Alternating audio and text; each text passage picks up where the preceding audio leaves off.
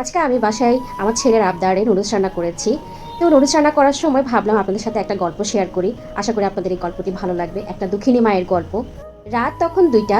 তখন মেয়েটা খুব জ্বর। আমার মেয়ের বয়স ১১ মাস। মেয়ের বাবা চাকরির জন্য শহরে থাকে আর আমি থাকি গ্রামে। শ্বশুরবাড়িতে শ্বশুর শাশুড়ির শেষ কথা। এত রাতে আমার মেয়ের জ্বরের ঘোরের কারণে ছটফট করছিল। মেয়ের কান্না শুনে বিরক্ত হয়ে এসে আমার শাশুড়ি বলল, বাচ্চা এত কান্না করলে বাড়ির অন্য মানুষ কিভাবে ঘুমাবে? বাচ্চাকে কিছু খেতে দাও, কাঁদে কেন এত? আমি বললাম, মা দেখুন, মা মেয়েটা শরীরে জ্বরে পুড়ে যাচ্ছে।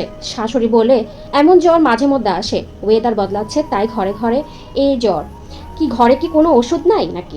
আমি বললাম প্যারাসিটামল আছে। শাশুড়ি বলল, ওইটা 1 চামচ খাওয়িয়ে দাও, সকালে মেয়ে সুস্থ হয়ে যাবে। আমি তখন বললাম, মা এটা তো অনেক দিন আগের ওষুধ, তাছাড়া কতটুকু খাওয়াতে হবে তা তো আমি জানি না। তখন শাশুড়ি বললেন, জানার কি আছে, 1 চা চামচ খাওয়াও। আমি বললাম, থাক মা, কালকে ডাক্তার দেখিয়ে খাওয়াবো। তখন শাশুড়ি রেগে গিয়ে বললেন, নাটক করো, রাত হলে এই বাচ্চার জ্বালে কেউ ঘুমোতে পারে না, নিজে একা রাত জেগে মরো, সবাইকে কেন জ্বালাচ্ছ? আমি চুপ হয়ে গেলাম। হাজার হোক আমি তো মা, মেয়ের কষ্টটা কিভাবে দেখব? মেয়ে জোরে জোরে চিৎকার করছে।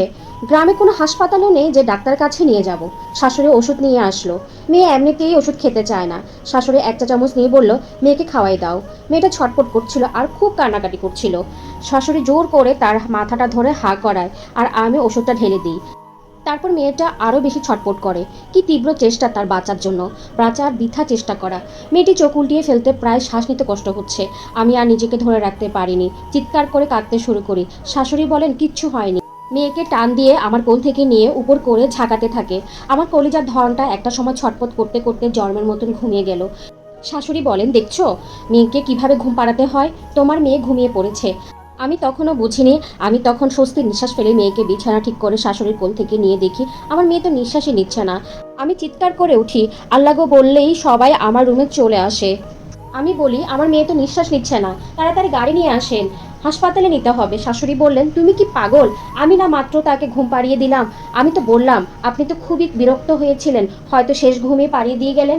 তখন মেয়েকে বুকে জড়িয়ে স্বামীকে কল দিই। শ্বশুর বললেন, এত রাতে কি নাটক শুরু করছো? একটু আগেই তো কান্নাকাটি করলো, কয়েক মিনিট আগেই এমন কি হয়ে গেল? আমি বললাম, দেখুন বাবা, আমার মেয়ে নিঃশ্বাস নিচ্ছে না, যত তাড়াতাড়ি সম্ভব গাড়ি নিয়ে আসেন, আমার মেয়ের কিছু হয়ে গেলে আমি বাঁচবো না। শ্বশুর ধমক দিয়ে বলে, এটা ভদ্রলোকের বাড়ি, বাড়ির বউয়ের কথায় ঘর চলে না, গলা নামিয়ে কথা বলো।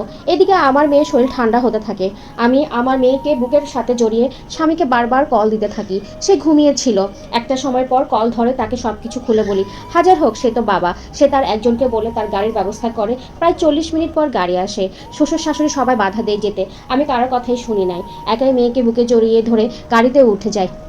আমার কান্নায় ড্রাইভার পর্যন্ত কেঁদেছিল, কিন্তু মন গলেনি আমার শ্বশুর শাশুড়ি কারোই। একটা সময় পর হাসপাতালে এসে পৌঁছায়। ইমার্জেন্সিতে নিয়ে যাওয়া হয়। ওখানে দায়িত্বরত ডাক্তার আমার মেয়েকে মৃত ঘোষণা করে। আমার বুকে সে কয়েক ঘন্টা আগেও ঘুমিয়েছিল আর এখন নেই। এটা আমি মা হিসেবে কিভাবে মানবো?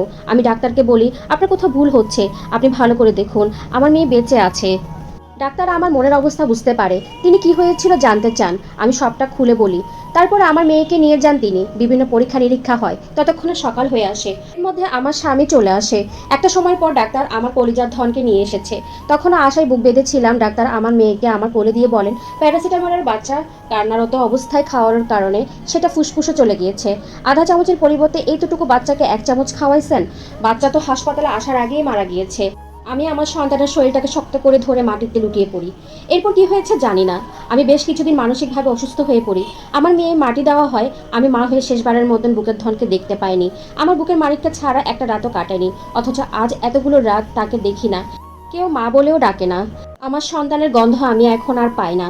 আমার শারীরিক অবস্থা খারাপ, তাই আমাকে বাপের বাড়িতে পাঠিয়ে দিয়েছে। যাই হোক, স্টোরিটা এক অভাগী আপু জীবন থেকে নেওয়া। কখনোই বাচ্চাদের রিস্ক নিতে নেয়। বাচ্চারা শারীরিক অসুস্থতা বলেন যে কোনো বিষয়ে বাচ্চাদের বিষয়গুলো নিয়ে কখনো কম্প্রোমাইজ করতে নেই। তাদের ছোটোখাটো বিষয়গুলোকেই আমাদের সবসময় নজরে রাখতে হবে, এভাবে যেন কোনো মার সন্তান ছড়ে না পড়ে। এটা কিন্তু একটা সত্য ঘটনা ছিল।